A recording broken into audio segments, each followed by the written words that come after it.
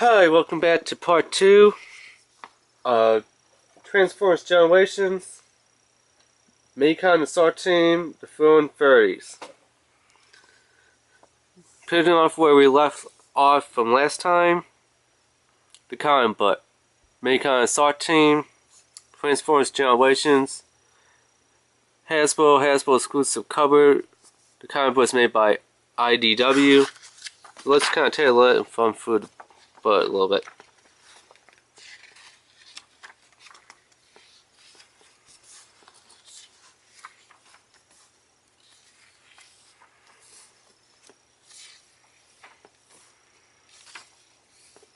So let's see, going back a couple pages.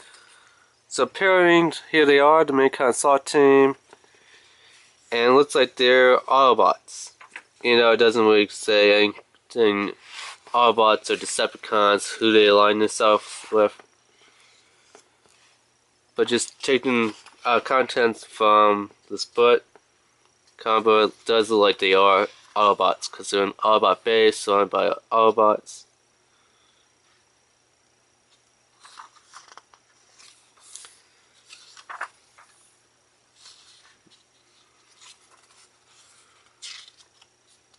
So yeah.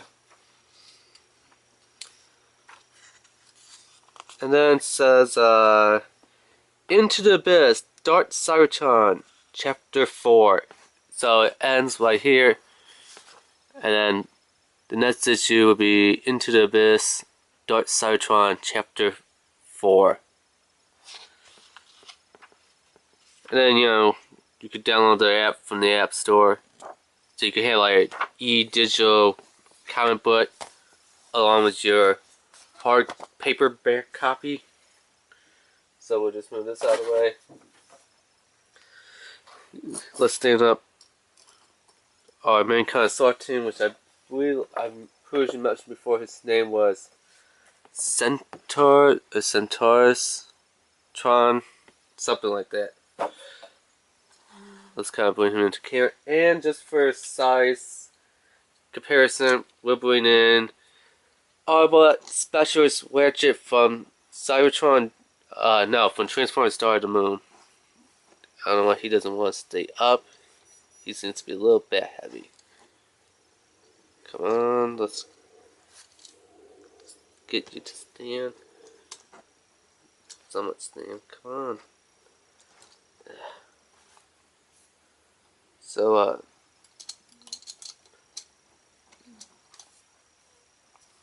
yeah, there's a height comparison, not that much, maybe about inch, half inch. Yeah, I would say something between an inch height difference from the shoulders, but other than that, where the head lines up, pretty much about the same. But let's zoom in a bit. As you can see, they're about the same. So about the same size as the stand fitter when they all are combined together.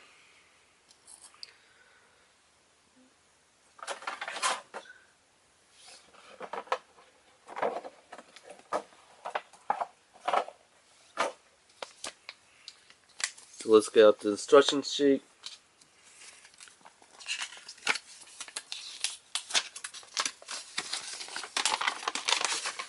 And it's a big one here, so let's see. So it kind of tell you how to combine the weapons and stuff, how to transform it.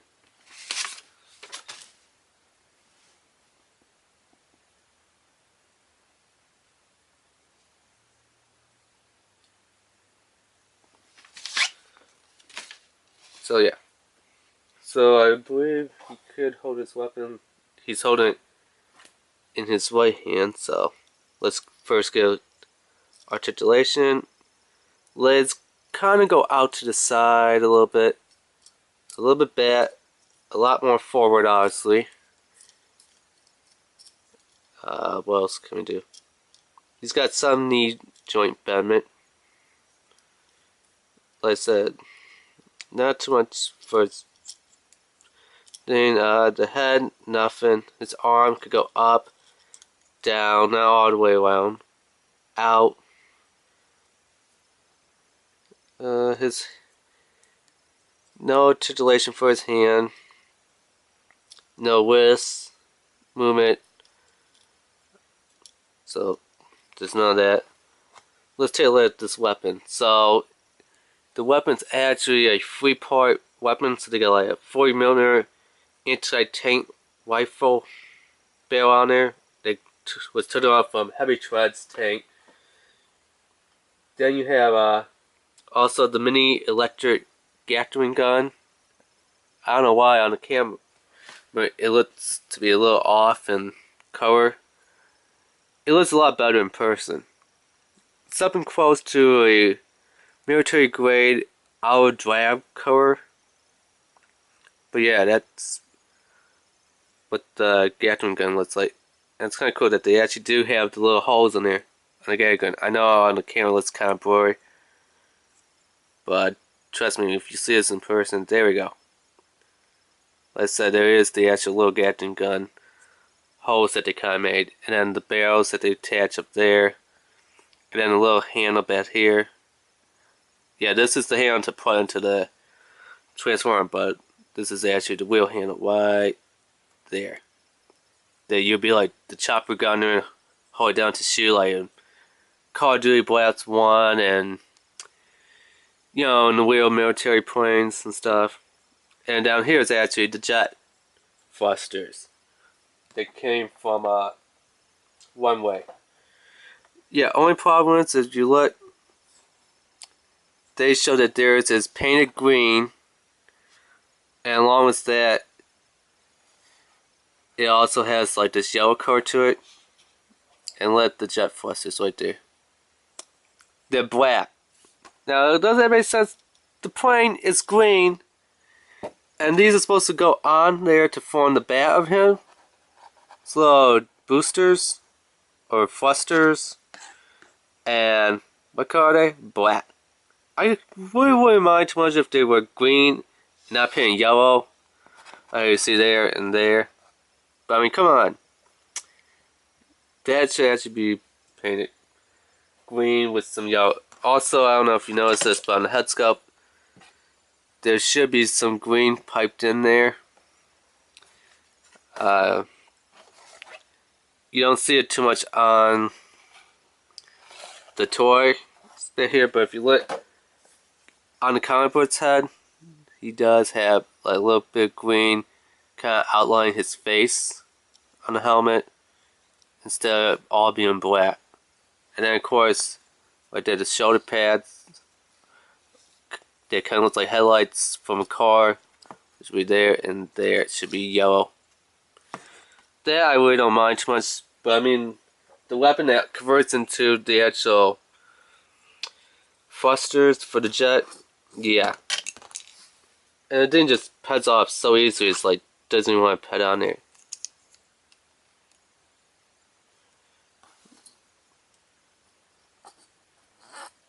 And then it's so hard to put it into his hand. Like, it doesn't even want to even put into his hand, and that's where they're telling you you're supposed to put it.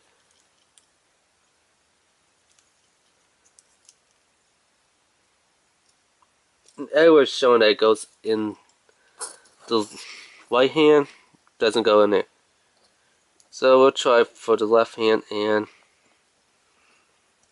doesn't really go in there.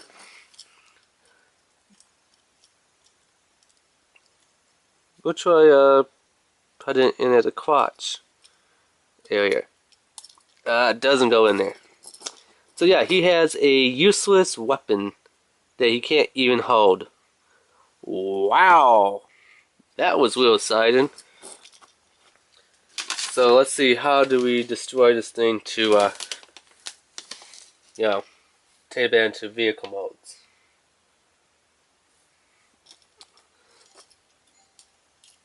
Something about move his legs back here, kind of split them out, take that piece and pop that up, I'm guessing. I don't know. I am just taking parts and hopefully they come off without snapping and it ain't supposed to come off. Well, we free one. Let's see if we could go ahead and free the second one.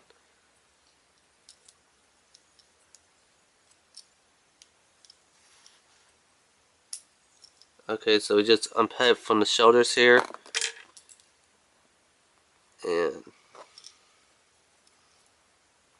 now where do we unpad it? Oh, we just pull straight upward. Okay, and then some guy's arm just popped off. Yay. But of course, good thing is, you know, they're on the little ball joints. So let's tail it at one way, I guess. So what you do, you kind of follow these two little pieces up and inward. Somehow. To kind of make a little crotch area. Come on, why is this thing not working? Ugh.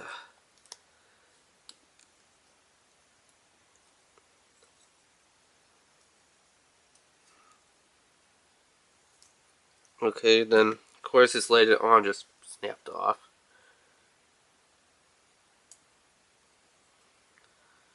So yay, that's always fun. Right?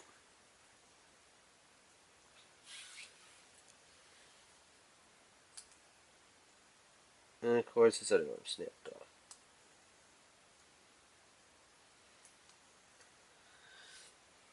So I believe that's how he stays. At least I think that's how he stays up there. And then, yeah, you just bring these little bad pieces down, kind of angle them to kind of become little heel spurs.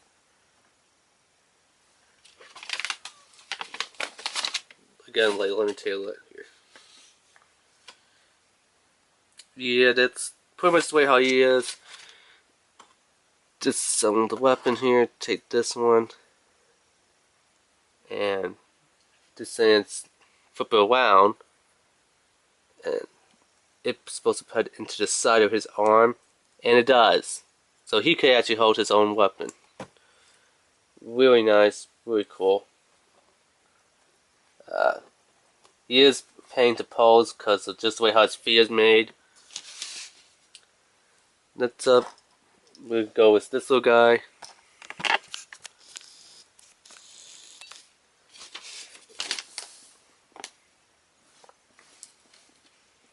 So we just kind of, what's going on here?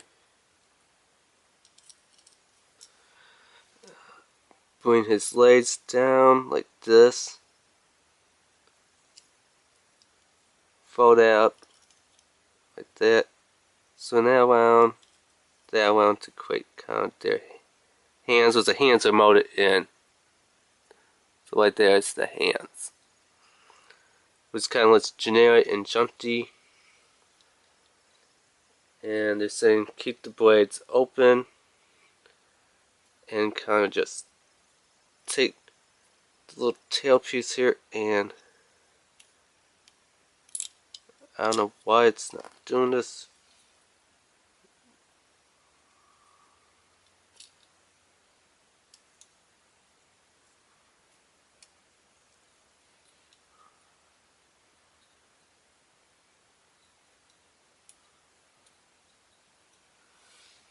And that little piece is snapped off. Why is this so frustrating?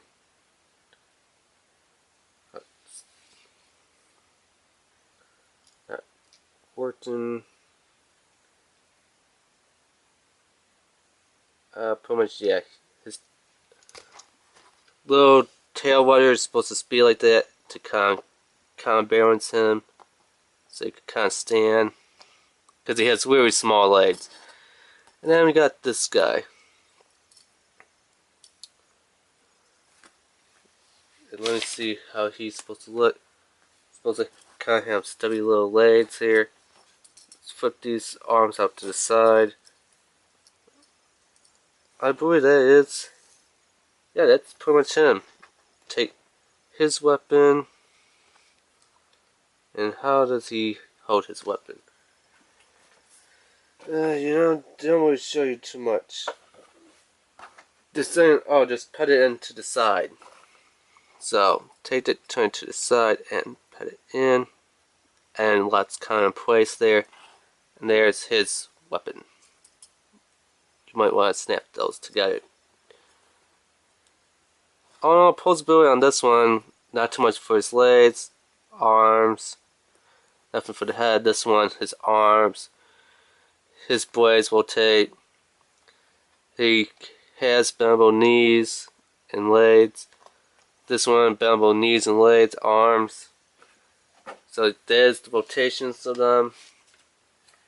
Now just saying, pretty much for this guy, all we need to do is take him and move his two parts up here to kind of create the little can turn. So you just kind of have to move them in and snap them down. Then take the two side pieces and flip them to the side, and lastly close the two shovel pieces up, and that's it. You are done. You build your tank, which looks really cool. And if we compare it to the original tank from Transformers Generation, they had Metatron. Let's get it side by side. Roughly about the same length, same height. Different turns. This one sets up a little bit higher. This one's a little bit down. Of course, this one's got the anti-mine scooper there. Barrels are roughly the same, except this one is a little bit different. Barrels are made slightly different. This one also got a Gatling, electric Gatling gun. But this one, all you do is just attach this little piece, chop shot to him, and you kind of made your own little anti-landmine scoop. So I thought that was kind of cool, since they both are tanks, to kind of have a comparison for cover, what they have on them, like the guns, the scoops, the extra parts. Yeah. Here, maybe you could see the treads there. Obviously, bodies are made differently. But yeah.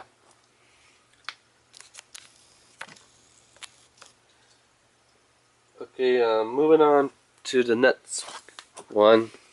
We'll just go with, let's go with this little jet. Let's pop the thing out of his hand, not his hand out.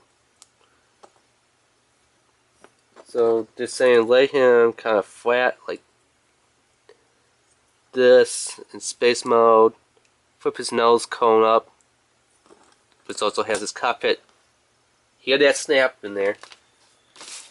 Then two is take his feet and fold them down. So you kind of fold them over his robot hands. Let me kind of bring the camera down. There we go. And zoom in a bit. There we are. Next we fold his legs up. Just like that.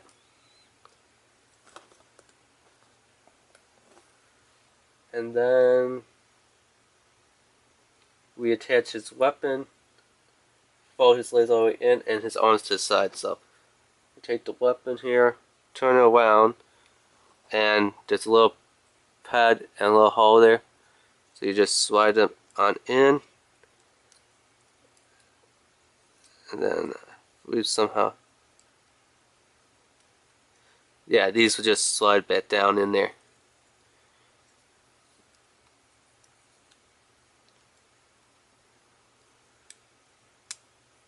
Something like that, I believe. Then we slide in and fin it that good. And then for the arms, just kind of somehow put them to the side.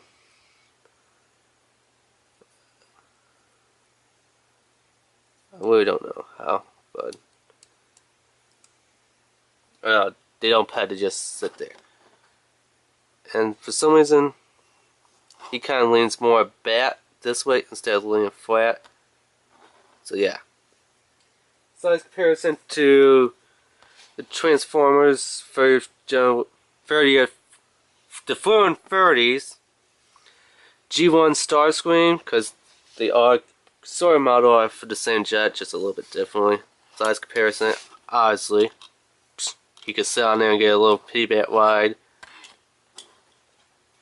The F-14 stealth bomber, Metatron from the Fluent 30s. Again, size comparison. And Transformers.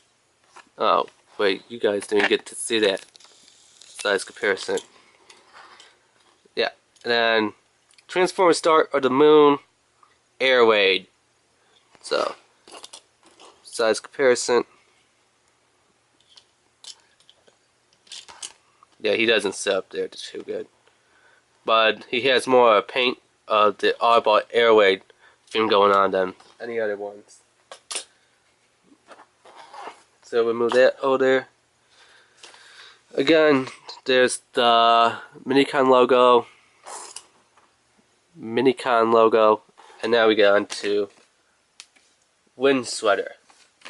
So we have him all like this mode, and then it's saying take his arms and kind of flip them downward. So we just rotate them down like that, and they should put into the side. Just saying. Okay, I see what they got. There is a little tab that they tab into.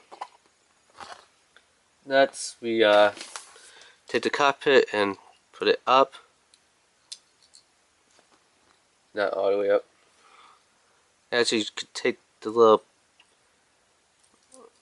Why is this so hard? Piece there, and can we drop this? Yeah, we could drop the main robot head. There we go. And we'll just reattach the cockpit here. Do be aware that these ones do snap a lot more.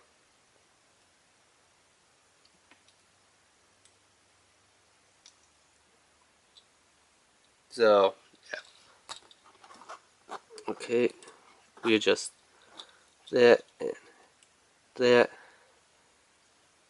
Now just saying, just fold up the legs all the way, cut up and in, up and in.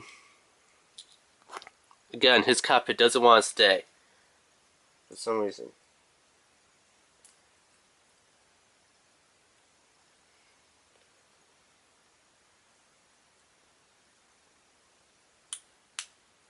There you go.